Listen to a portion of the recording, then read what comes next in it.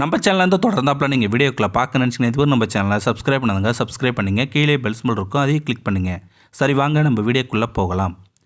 அவனுக்கும் அவளுக்கும் இன்று முதலிரவு. மனதில் பலவித கலக்கத்துடனும் பயத்துடனும் அவள் உள்ளே வர, அவனோ கண்ணில் பல கனவுகளுடன் அவளுக்காக காத்திருக்கிறான். இவளுக்கு எப்படி சொல்வதென்று தெரியவில்லை. இருந்தாலும் ஆனால் எப்படியாவது சொல்லிவிடலாம், நம் கணவன் தானே, புரிந்து கொள்வான் என்ற நம்பிக்கையில் அவனுக்கு கொஞ்சம் இடைவெளி விட்டு பக்கத்தில் அமர்ந்தாள் மனைவி. அவனோ அவள் முகத்தில் இருந்த களைப்பையும் அவள் சோர்வையும் பெரிதாய் கண்டுகொள்ளவில்லை. ஏன் தூரமாக உட்கார்ந்திருக்க, பக்கத்தில் வா என்று அவள் கையை பிடித்து இழுத்தான் கணவன்.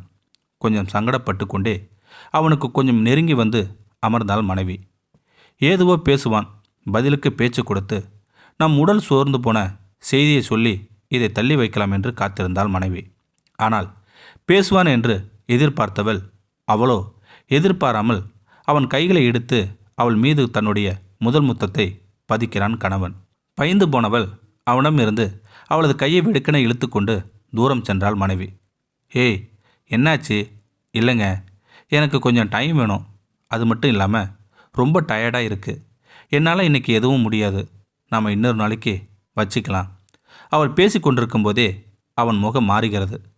கோவப்படாதீங்க, 2 நாளாக சரியான தூக்கம் இல்லை. அங்கே இங்கேன்னு அலைச்சல், எப்படா கீழே சாய்வுன்னு இருக்குது. 2 நாள் டைம் கொடுங்க, என்னை சரி பண்ணிவிட்டு அப்புறம் இதை பற்றி யோசிக்கலாம் என்று சொன்னாள் மனைவி. அவள் பேச்சில் காதில் வாங்கி கொண்டு ஒருவித சந்தேக பார்வை அவள் மீது வீசுகிறான் கணவன். நீ என்னை பிடிச்சு தானே கல்யாணம் பண்ணிக்கிட்ட? இல்லை, வீட்டில் கட்டாயப்படுத்தினால ஒத்துக்கிட்டியா? இந்த கேள்வி அவனிடம் இருந்து எதிர்பார்க்கவே இல்லை மனைவி. என்னங்க இப்படியெல்லாம் பேசுகிறீங்க? விருப்பப்படாமல் எப்படி கல்யாணம் வருவேன்? பிடிச்சதுனால தானே கட்டிக்கிட்டேன். அப்போ இது ஏன் பிடிக்கல? நான் பிடிக்கலன்னு சொல்லலையே, இன்றைக்கி வேண்டான்னு தானே சொன்னேன் என்று சொன்னாள் மனைவி. கல்யாணம் ஆன சந்தோஷமே உன் முகத்தில் தெரியலையே, ஏதோ இழந்த மாதிரி தானே இருக்கே. அவளது சோர்வை கூட அவனால் புரிந்து கொள்ள முடியவில்லை. கேள்விகளால் துளைக்கிறான் கணவன். அதான் சொல்கிறேன்ல, டயர்டாக இருக்குன்னு, அதான் அப்படி. மற்றபடி நீங்கள் நினைக்கிற மாதிரிலாம் ஒன்றும் இல்லைங்க, நம்புங்க. எப்படிம்மா நான் நம்ப சொல்கிற? எவ்வளோ டயர்டாக இருந்தாலும் எல்லோரும் ஃபஸ்ட் நைட் ரூமுக்குள்ளே சந்தோஷமாக தான் வருவாங்க. ஆனால் நீ, சரி அதை விடு. இந்த சடங்கு சம்பிரதாயம்லாம் காலங்காலமாக நடக்கிறது தானே. உனக்கு அவ்வளோ சோர்வாக இருந்திருந்தா உங்கள் அப்பா அம்மா கிட்ட சொல்கிறது தானே, எனக்கு டயர்டாக இருக்குது, இன்றைக்கி இதெல்லாம் வேண்டாம்னு சொல்ல வேண்டியதானே. இங்கே வந்து என்கிட்ட சொல்லிட்டு இருக்க, இதுக்கெல்லாம் என்ன அர்த்தம் எனக்கு புரியல என்று சொன்னான் கணவன். ஒருவேளை கல்யாணத்துக்கு முன்னாடி நீ வேற யாரையாச்சும் லவ் பண்ணியா? அவனை மனசில் வச்சுக்கிட்டு தான் இப்படிலாம் பண்ணுறியா? இன்று அவனுக்கு அவன் தேவை நிறைவேற வேண்டும், அது அவள் இல்லை என்று சொன்னதும் கிடைக்காத கோபத்தில் மனைவி என்பதை மறந்துவிட என்னவெல்லாம் பேசுகிறான். தாய் தந்தரிடம் சொல்லக்கூடியதா இது? தன்னை கட்டி கொண்டவன் நிச்சயம் புரிந்து கொள்வான் என்று நம்பி உள்ளே வந்தவளுக்கு மிகப்பெரிய ஏமாற்றம். தவறாகத்தான் புரிந்து கொண்டேனே ஒழிய அவளது நிலைமை கொஞ்சம் கூட யோசித்து பார்க்கவில்லை. திருமணம் முடிந்து அவர்கள் சந்திக்கும் முதல் இரவு இது. வாழ்க்கை பற்றி பேசி முடிவெடுக்க எவ்வளவோ இருக்கு. ஆனால் அதை எல்லாம் யோசிக்காமல் உறவை பற்றி மட்டுமே சிந்திப்பது முதலிரவு அல்ல. அவன் சரி என்று சொல்லியிருந்தால் அந்த பெண்ணின் மனதில் கணவன் என்ற அவனது அந்தஸ்து ஒருபடி உயர்ந்து அவனை தந்தைக்கு இணையாக வைத்து அவன் மீதான அவள் காதலை மேலும் கூட்டியிருப்பாள். ஆனால் அவனது பேச்சு அவளுக்கு வெறுப்பையும் இனி அவனுடன் வாழப்போகும் நாட்களை பற்றி பயமும்தான் கொடுத்தது. முதலிரவு அன்றே எதிர்காலம் பற்றிய ஒரு மிகப்பெரிய பயத்தை அவள் தலையில் ஏற்றிவிட்டான். எப்படியும் இவன் விடப்போவதில்லை. இன்று அவருக்கு நான் இணங்காவிட்டால் காலம் முழுக்க சொல்ல முடியாத ஒரு வெறுப்பை தன் மீது காட்டிக்கொண்டே இருப்பார். அது என் வாழ்க்கை நரகமாக்கிவிடும். யாரோ ஒருவனை நான் நினைத்து கொண்டு அவரை ஒதுக்குவதாக காலம் முழுக்க சந்தேக பறவை வீசுவார். இதெல்லாம் தேவையா? என் வாழ்வின் ஆரம்பமே இப்படியே அமைய வேண்டும். அவரது இப்போதைய தேவை என்ன?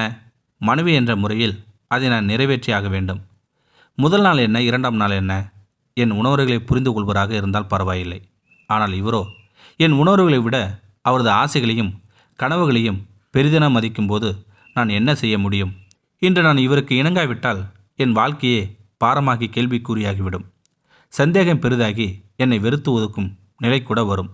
அது வேண்டாம். அந்த பெண் சில நிமிடங்கள் யோசித்துவிட்டு, என் மனசில் வந்த முதல் ஆண் நீங்கள் மட்டும்தான். கடைசியானும் நீங்கள் மட்டும்தான் இருப்பீங்க, நம்புங்க என்று சொல்லிவிட்டு, மனதில் 1000 வழிகள் இருந்தாலும், எதிர்பார்ப்பு, ஏமாற்றமான சோகம் இருந்தாலும், கடமைக்காக ஒரு புன்னகை செலுத்திவிட்டு உடைகளை களைத்து மெத்தையில் படுத்து விளக்கி அணைக்கிறாள் மனைவி. அதைத்தானே எதிர்பார்த்து காத்திருந்தான் அவன். அவனுக்கு எதிரில் இருந்த பாலை மொத்தத்தையும் குடித்துவிட்டு அவனது ஆசைகளை அனைத்தையும் கொட்டி அவளை தன் பக்கம் இழுத்து கொண்டான் கணவன். கண்களில் கண்ணீருடன் அவனது எந்த செய்கையும் மறுப்பு தெரிவிக்காமல் அவனுக்கு இசைந்து கொடுக்கிறாள் மனைவி. உடல் வலித்தது, ஆனாலும் அதைவிட அதிகமாக அவள் மனம் வலித்தது. அவன் தேவைகளை அத்தனையும் பூர்த்தி செய்து கொண்டு அவன் தூங்கிவிட்டான். அவளோ காயப்பட்ட மானை போல ஆடைகள் களைத்து அசைவுகள் இன்றி படுத்து கிடக்கிறாள் மனைவி. இதுதான் இன்றைய பல பெண்களின் நிலை. திருமணம் என்பதே கனவுதான். அந்த கனவுக்கு அழகு சேர்ப்பதுதான் முதலிரவு. ஆனால் சுவர் இல்லாமல் எப்படி சித்திரம் வரைய முடியும்? அவள் சுகமா இல்லை என்று, நலம் தவறி இருக்கிறாள் என்று முகத்தை பார்த்து கண்டுபிடிப்பவன் தானே நல்ல கணவனாக இருக்க முடியும். இப்படி கற்பழிக்கும் இணையான கூடுதல் தேவையா? என்றைக்கு இருந்தாலும் அவள் உனக்குத்தானே. அவளது அழகு, உடல் அசைவு, கனவு எல்லாமே உன்னைத்தானே வந்து சேரப்போகிறது. கொஞ்சம் பொறுமையுடன் காத்திருந்தால் உன் கௌரவம் குறைந்து போகுமா என்ன?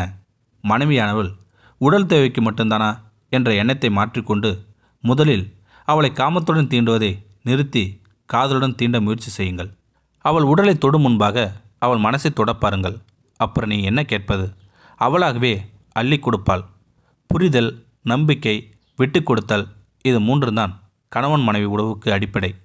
முதல் நாளே அதை பெற தவறிவிட்டால் காலம் முழுக்க புரிதல் இல்லாமல் நிம்மதியை தொலைக்க நேரிடும். அது ஒரு நாள் கோர்ட்டு வாசல் படியில் உங்களை கொண்டு வந்து நிறுத்தும். எதிர்காலமே கேள்விக்குறியாகும்.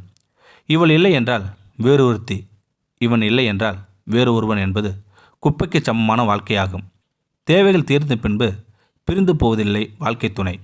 முன்னோர்கள் சொன்னது போல அது 1000 காலத்து பயிர்தான். எந்த காரணத்துக்காகவும் அதை வாடாமலும் வதைக்காமலும் பார்த்து கொள்பவர்களே இனிமையான இல்லற வாழ்க்கை வாழ முடியும். கணவனோ மனைவியோ முடிந்தவரை ஒருவரது வழியை மற்றொரு புரிந்து கொள்ள முயற்சி செய்யுங்கள். அது உடலில் இருந்தாலும் சரி, மனதளவில் இருந்தாலும் சரி.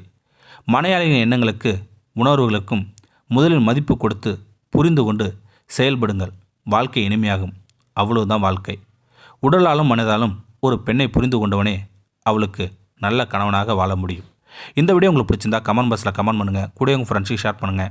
இதுவரை நம்ம சேனலை சப்ஸ்கிரைப் பண்ணாதுங்க, சப்ஸ்கிரைப் பண்ணுங்கள். கீழே பெல் சிம்பல் இருக்கும், அதையும் கிளிக் பண்ணுங்கள். தேங்க்யூ ஃபார் வாட்சிங்.